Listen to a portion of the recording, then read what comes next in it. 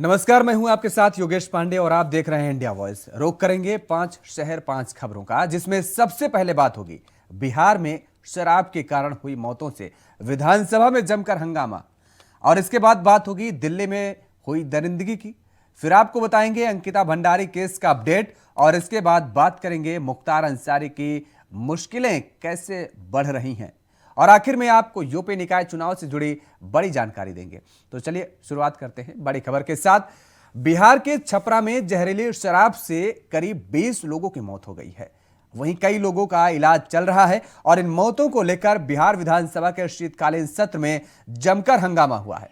BJP ने इन मौतों के लिए मुख्यमंत्री नीतीश कुमार को जिम्मेदार ठहराया, और सदन के अंदर और बाहर नीतीश कुमार की सरकार के खिलाफ जमकर नारेबाजी की। विपक्ष के हंगामे से नीतीश कुमार ने अपना आपा खो दिया, और गुस्से में उन्होंने बीजेपी विधायकों की तरफ इशारा किया और कहा कि क्या हो गया, ये चुप हो जाओ। मुख्यमंत्री के इस व्यवहार से बीजेपी विधायकों ने काफी नाराजगी जताई है। उन्होंने मांग की है कि नीतीश कुमार को माफी मांगनी चाहिए।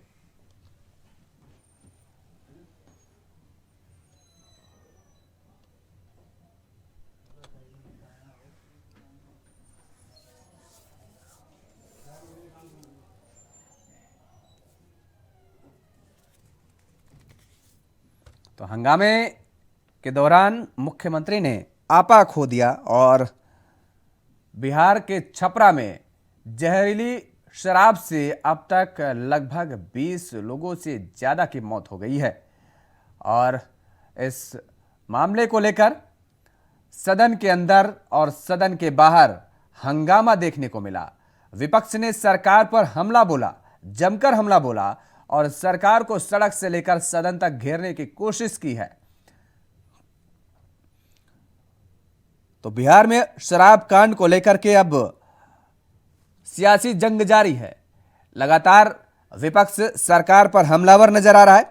नीतीश सरकार को घेरने की कोशिश की जा रही है विपक्ष की तरफ से, और नीतीश सरकार को सदन से सड़क तक घेरने का काम किया गया विपक्ष की तरफ से। लगातार हंगामा बरपता नजर आया। आज सदन के अंदर भी जमकर हंगामा किया गया विपक्ष की तरफ से, और शराब कांड को लेकर के तमाम सारे सवाल खड़े किए गए नीतीश सरकार पर।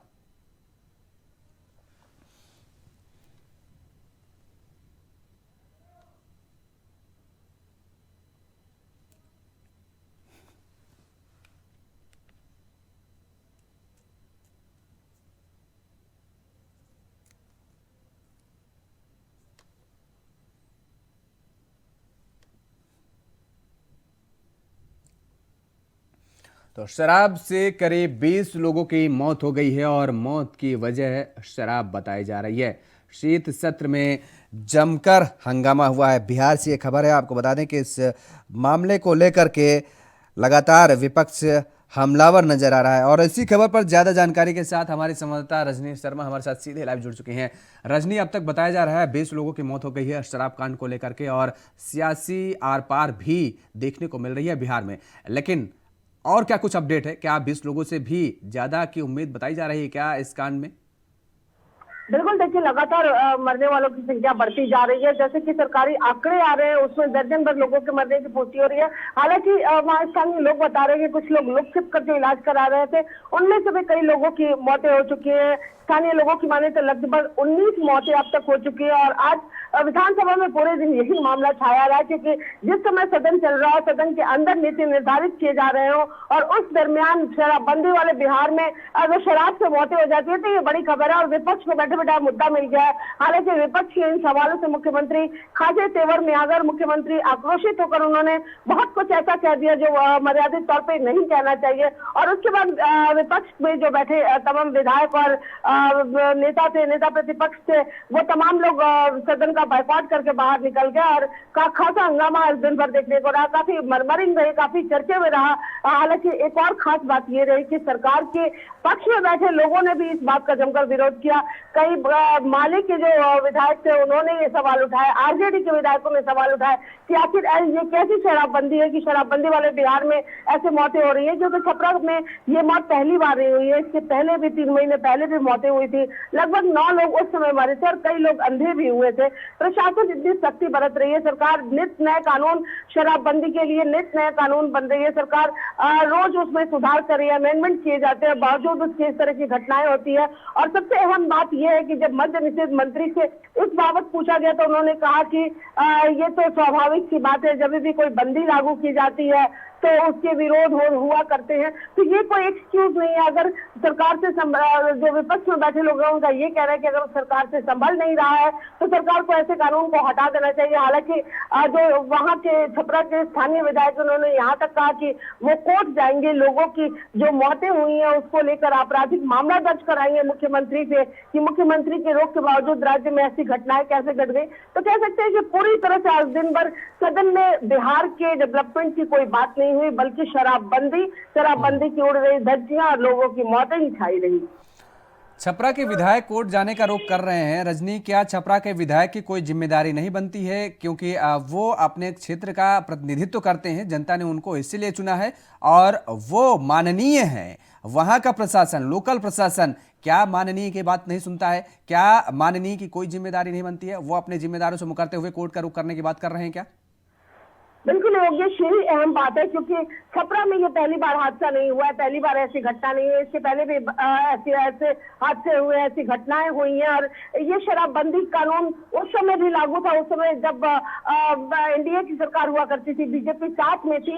तो आज ये जो विधानसभा में हंगामा रहा, यहाँ जहाँ सदन में बैठकर बिहार के विकास की बातें होनी चाहिए थी, वहाँ एक मुद्दा मिल गया था शराबबंदी कानून की धज्जियां उड़ाना, और उसे लेकर मरमनी छाई रही। हालांकि ये जिम्मेदारी उनकी भी उतनी बनती है, जहां तक अगर वो मृतकों के घर पे जाकर उन्हें मुआवजे देते हैं तो उससे पहले भी ये उनकी ही पहली जिम्मेदारी बनती थी कि वो जाते हैं और वहां पे ये जो अवैध शराब का धंधा होता है उसे पता करते हैं। और प्रशासन, वो बोलते हैं प्रशासन अगर वो पैरवी नहीं करती तब इस तरह के आरोप लगाते हैं। हालांकि उनका ये कहना है कि जब जब प्रशासन को बोला जाता है तो प्रशासन की नाक के नीचे इस तरह के से हुआ करते हैं, क्योंकि प्रशासन पैसे लेकर ऊंचे रसूखों पर बैठे, जाहिर तौर पर प्रशासन पर पैसे लेने का आरोप तो लगा दिया गया, लेकिन जनप्रतिनिधियों की जिम्मेदारी बनती है कि वो दरअसल ऐशोनुमा वातानुकूलित कमरों से और वातानुकूलित सरकारी आवासों से बाहर निकल करके जनता के बीच में उनकी समस्याओं को सुनने के लिए पहुंचे, तो शायद ऐसी घटनाएं नहीं घटेंगी। बहुत बहुत शुक्रिया तमाम सारी जानकारी देने के लिए रजनी। तो हमारे साथ रजनी जुड़ी हुई थी, जिन्होंने बताया किस तरीके से छपरा में ये बड़ी घटना घटी है और अब तक 19 लोगों की मौत की खबर सामने आ गई है शराब कांड में। उधर देश की राजधानी दिल्ली में एक लड़की पर तेजाब फेंकने का मामला सामने आया है। तेजाब हमले में 12वीं की छात्रा बुरी तरह से झुलस गई है। फिलहाल उसे इलाज के लिए अस्पताल में भर्ती करवाया गया है।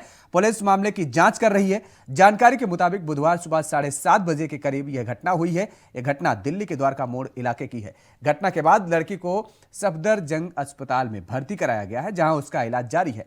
वहीं घटना के बाद दिल्ली पुलिस ने एक शख्स को हिरासत में लेकर पूछताछ शुरू कर दी है। और इसी खबर पर ज्यादा जानकारी के साथ हमारे संवाददाता नितिन चौधरी हमारे साथ सीधे लाइव जुड़ चुके हैं। नितिन, क्या कुछ अपडेट है जिस तरीके से दिल्ली का मामला सामने आया है और एक 12 की छात्रा पर, 12 में पढ़ती थी वो छात्रा, और उसको तनिक से भी अंदाजा नहीं रहा होगा कि वो अब चंद कदमों जैसे ही पार करेगी उसके बाद उसके ऊपर इतना बड़ा एसिड अटैक हो जाएगा। क्या कुछ अपडेट है?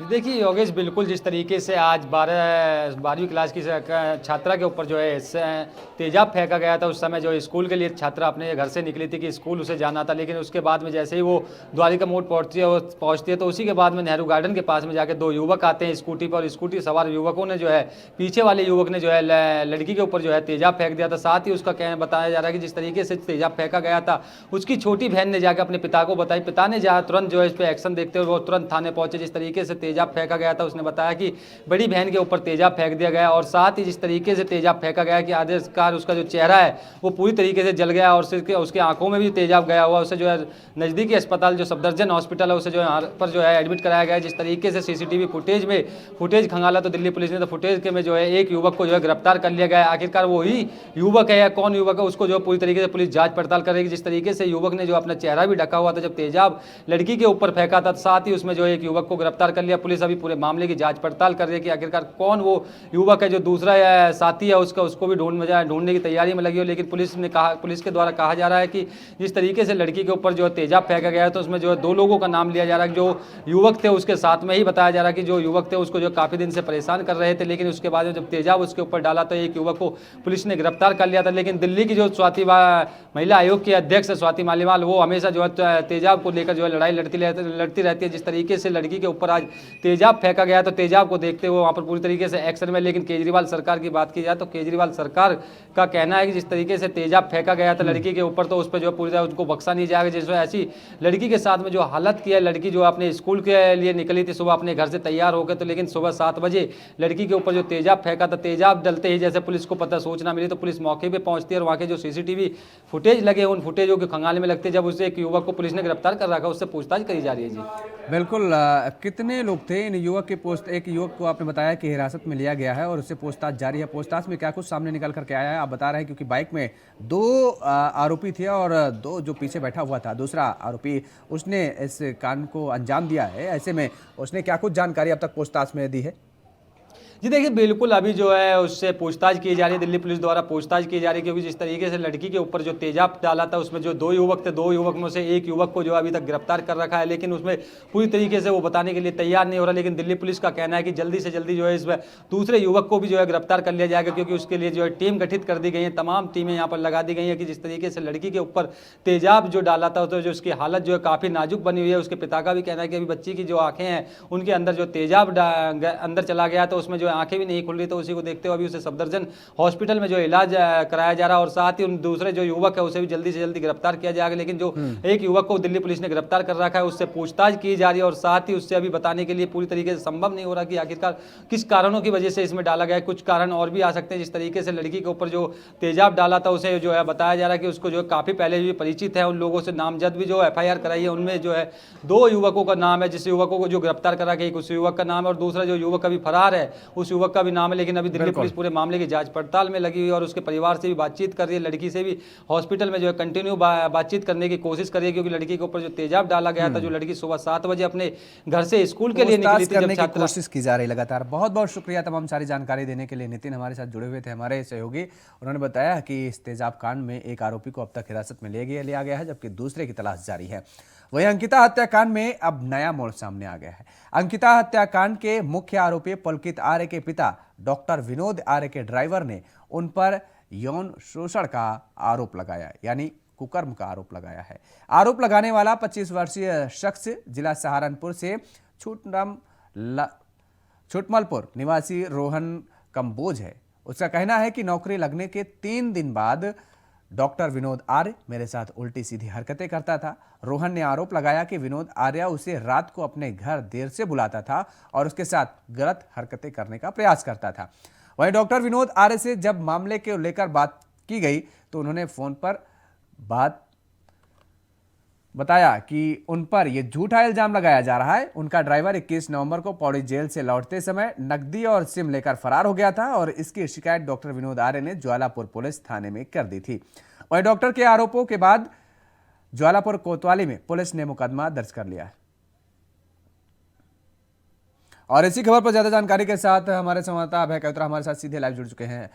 अभय, बड़ा सवाल, अब जिस तरीके से ये पुलकित आर्य के पिता पर यह बड़ा आरोप लगाया गया है और ये कुकर्म का आरोप लगाया गया है, कितनी पुख्ता जानकारी है कि पुलिस की तरफ से जांच पड़ताल में, या फिर क्योंकि पुलकित आर्य के पिता ने भी उस ड्राइवर पर भी आरोप लगाया है कि वो सिम और पैसे लेकर के फरार हो गया था, क्या कुछ पूरा मामला है? बिल्कुल ये कह सकते हैं कि अब जब इस मामले पर जनता का दबाव लगातार सरकार और पुलिस प्रशासन पर यहाँ पर पड़ रहा था कि पूरे मामले की सीबीआई जांच यहाँ किया जाए, तो उसी बीच पे कह सकते हैं कि एक और नया मोड़ ये देखने को यहाँ पर मिला है।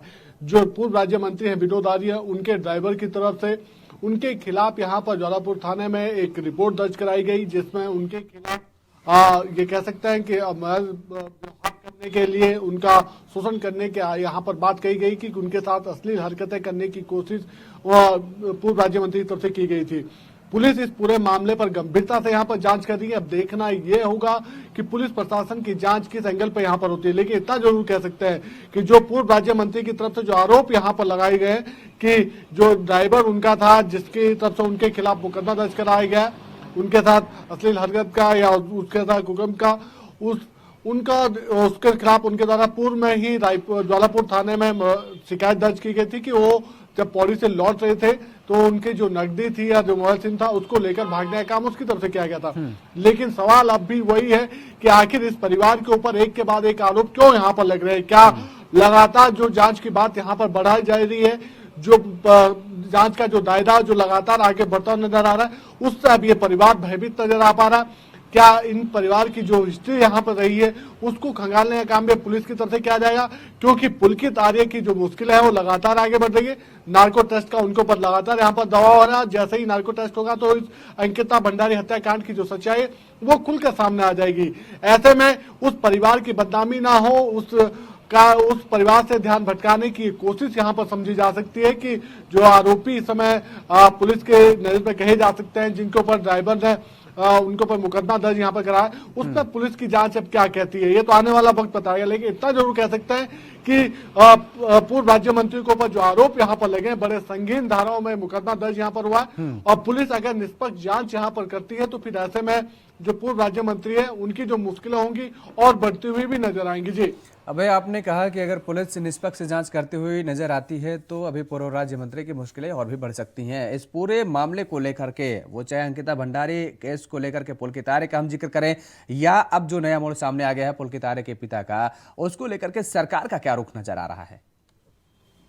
अभी ये कह सकते हैं कि सरकार की तरफ से कोई ऐसा स्टेटमेंट ऑफिशियली यहाँ पर नहीं आया है कि जो पूर्व राज्य मंत्री के लेकर बोला गया हो। लेकिन इतना जरूर कह सकते हैं कि पूरा इस समय जो सियासी जो बाजार है वो एक बार फिर चर्चाओं के दौर से गर्म हो चुका है।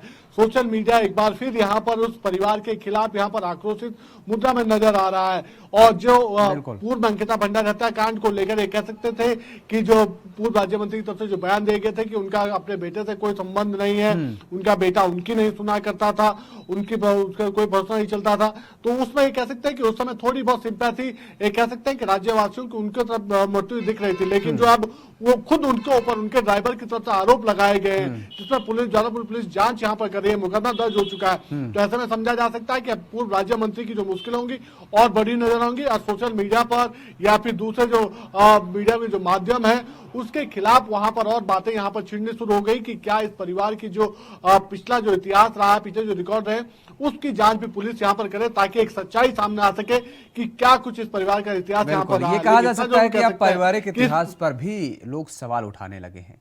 बहुत बहुत शुक्रिया तमाम सारी जानकारी देने के लिए। अभय हमारे साथ जुड़े हुए थे, हमारे सहयोगी, जिन्होंने बताया किस तरीके से एक नया मोड़ सामने नजर आ रहा है। उधर यूपी के बांदा जिले में बंद पूर्वांचल के माफिया डॉन मुख्तार अंसारी से जुड़े मनी लॉन्ड्रिंग केस में प्रयागराज के स्पेशल ईडी कोर्ट ने ईडी को 10 दिन की कस्टडी रिमांड मंजूर की है। मुख्तार अंसारी 23 दिसंबर दोपहर 2 बजे तक के लिए ईडी की कस्टडी रिमांड पर रहेंगे। वहीं आपको बता दें कि हालांकि कोर्ट ने कस्टडी रिमांड मंजूर करते हुए कुछ शर्तें भी रखी हैं। मसलन मुख्तार अंसारी को टॉर्चर नहीं किया जाएगा और वे अपने वकीलों से मिल भी सकेंगे। तो इतना ही नहीं, कस्टडी रिमांड पर लेने से पहले मुख्तार अंसारी का मेडिकल भी कराना होगा। कोर्ट ने यह भी निर्देश दिया है कि मुख्तार के वकील ईडी के काम में किसी तरह से दखल नहीं देंगे। कोर्ट से कस्टडी रिमांड मिलने के बाद अब ईडी मुख्तार अंसारी से मनी लॉन्ड्रिंग केस में पूछताछ करेगी और इससे पहले ईडी ने बांदा जेल से लेकर मुख्तार को सेशन कोर्ट में पेश कर 14 दिन की कस्टडी रिमांड मांगी थी, लेकिन सेशन जज संतोष कुमार राय ने 10 दिन की ही कस्टडी रिमांड मंजूर की है।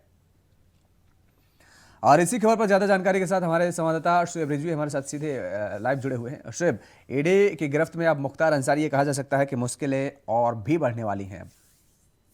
निश्चित तौर पर आज से 10 दिनों तक जो प्रयागराज में ईडी का दफ्तर है, मुख्तार अंसारी का अब नया ठिकाना यही होगा और इस 10 दिनों में लगातार जो ईडी की टीम है वो उनसे अलग अलग बिंदुओं पर पूछताछ करेगी। दरअसल ये पूरा मामला 2021 में ईडी ने दर्ज कराया था, मुख्तार अंसारी इसमें आरोपी हैं और इस बीच में लगातार ईडी ने अलग अलग लोगों से पूछताछ की थी। पिछले दिनों जो मुख्तार अंसारी, उनके बेटे अब्बास अंसारी से न सिर्फ ईडी ने पूछताछ की थी, बाकायदा उनको फिर पुलिस हिरासत में लिया गया था और उसके बाद उन्हें जेल भेजा गया था। मुख्तार अंसारी के साले भी इस वक्त जेल में है इसी मामले में।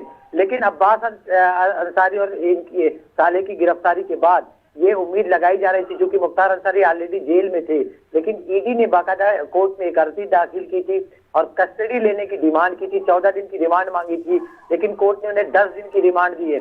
और इस 10 दिनों में अब मुख्तार अंसारी से तमाम बिंदुओं पर न सिर्फ पूछताछ की जाएगी, इससे पहले जिन लोगों से पूछताछ की गई, जो तथ्य और साक्ष्य सामने आए हैं, उसका कहीं ना कहीं इसके जरिए वेरिफिकेशन कराने की कोशिश की जाएगी, क्योंकि ये एक गंभीर मामला दर्ज कराया था ईडी ने और लगातार इस पर वो जांच कर रही है, पूछताछ कर रही है। अब जबकि विवेचना शुरू होने वाली, चार्जशीट दाखिल होगी, तो ऐसे में वो चाहती है कि मुख्तार अंसारी से भी तमाम जो अब तक की जांच और पूछताछ हुई है उसको कहीं ना कहीं वेरीफाई किया जाए, और इसीलिए ईडी ने ये रिमांड मांगी थी, जिसे आज मंजूर किया गया है और 10 दिनों के लिए रिमांड दी गई है। तो इस 10 दिनों में मुख्तार अंसारी से न सिर्फ पूछताछ की जाएगी, बल्कि उसका वेरिफिकेशन करने की कोशिश की जाएगी।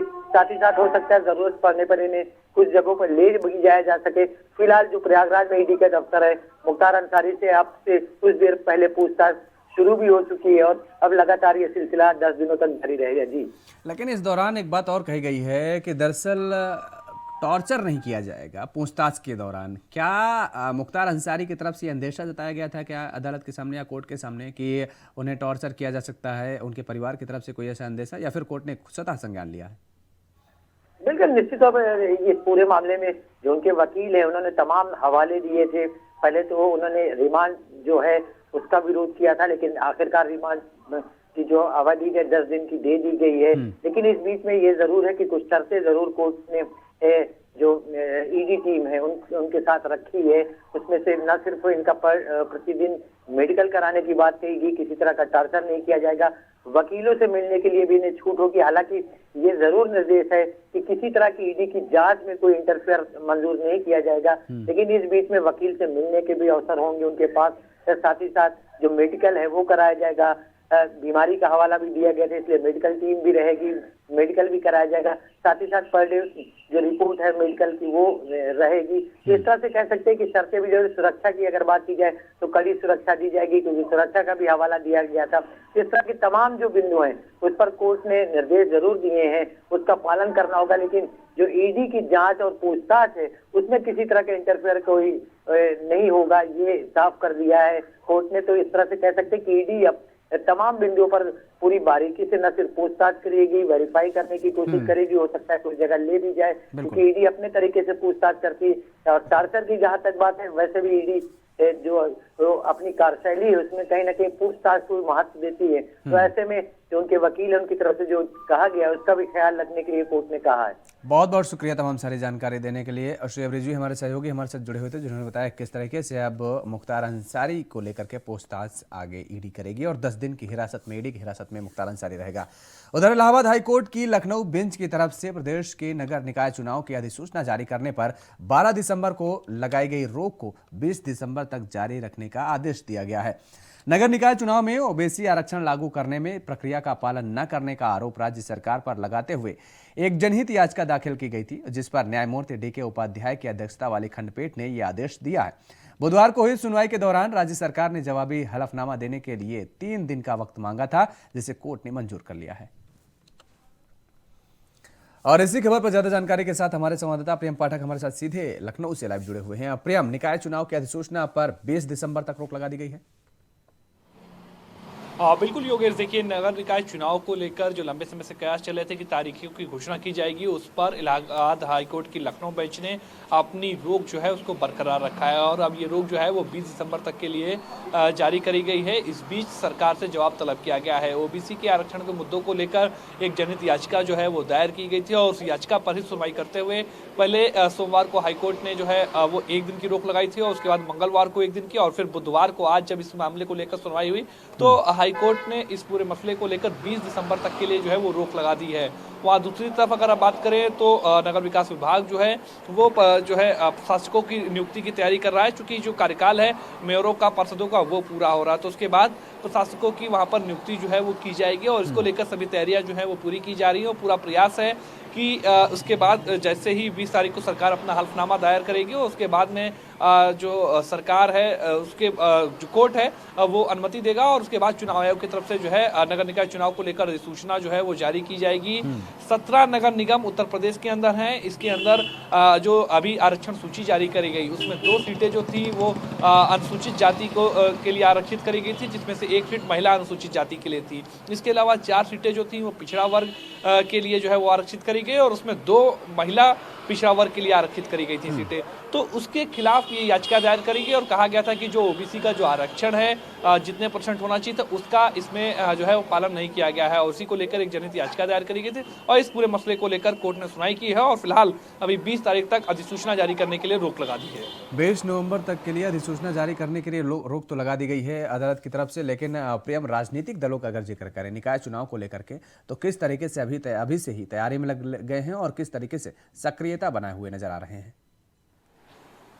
योगेश, देखिए सभी राजनीतिक दल जो हैं अपनी रणनीति बना चुके हैं और रणनीति को इम्प्लीमेंट कर रहे हैं। चूंकि समय बहुत कम बचा है निकाय चुनाव को लेकर, ऐसे में और सभी राजनीतिक दल अपनी अपनी जीत का दम भी भरते हुए नजर आ रहे हैं। सभी ने अपने समीकरणों के हिसाब से जो है वो अपने अपने मुद्दों को लेकर जनता के बीच में जा रहे हैं, लेकिन देखना होगा जनता किस पर विश्वास अपना जो है वो व्यक्त करती है और किसको अपना विश्वास देती है।